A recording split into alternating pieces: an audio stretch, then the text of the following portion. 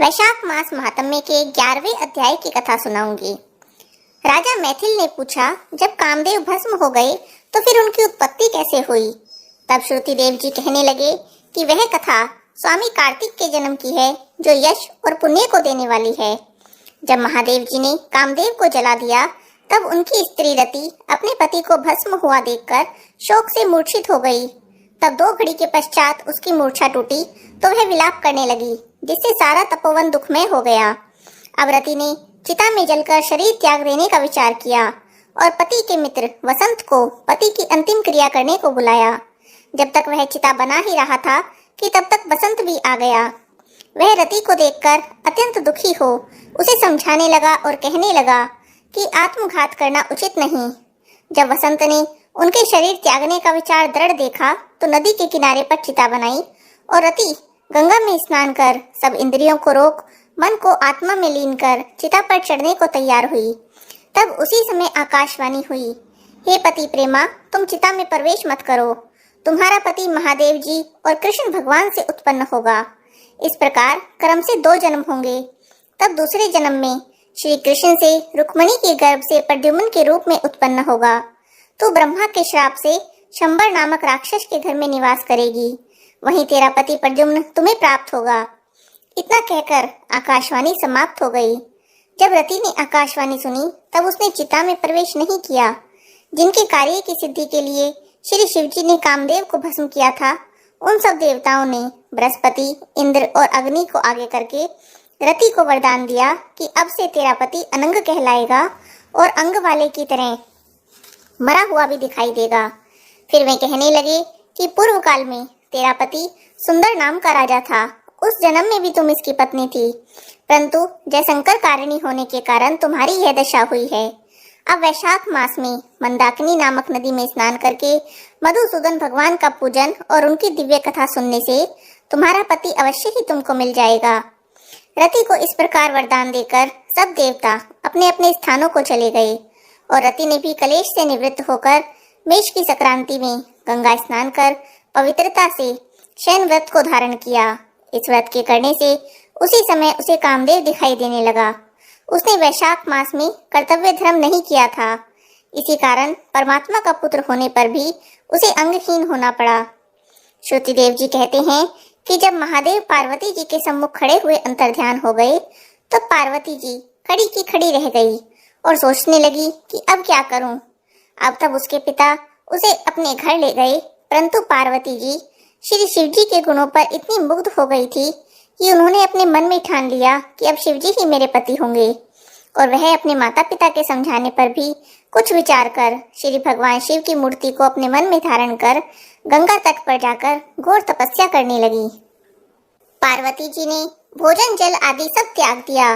बहुत समय तक तप करते करते बड़ी बड़ी जटाएं उनके सिर पर हो गई। इस प्रकार 1000 वर्षों तक भगवान शिव की आराधना वे करती रही। एक दिन सायंकाल के समय श्री महादेव जी पार्वती जी की परीक्षा करने के लिए एक ब्रह्मचारी का वेश धारण कर उनकी पर्णकुटी में आकर उनकी अचल भक्ति देखकर कहने लगे, हे भद्र, जो तुम्हारे मन में हो वह वरदान मांगो। तब पार्वती जी कहने लगी कि मैं यही वरदान चाहती हूँ कि आप मेरे पति हों। तथास्तु कहकर श्री भगवान शिव ने सप्त ऋषियों को बुलाया और उपस्थित होने पर उन्हें आज्ञा दी कि तुम हिमालय के पास जाकर विवाह का प्रस्ताव रखो। 7 ब्रह्मवादी ऋषि हिमालय के घर पहुंचे। राजा ने उनका यथोचित पूजन करके सत्कार किया। तब ऋषियों ने कहा, हे राजा, तेरी कन्या पार्वती पहले दक्ष की कन्या सती थी, जिसने अपने पति के अपमान से दुखी होकर अपने पिता के यज्ञ कुंड में गिरकर प्राण त्याग दिए थे। इनका पानी ग्रहण करने के योग्य सिवाय भगवान शिव के कोई नहीं है, इसीलिए तुम अपनी कन्या का विवाह श्री शिव के साथ कर दो।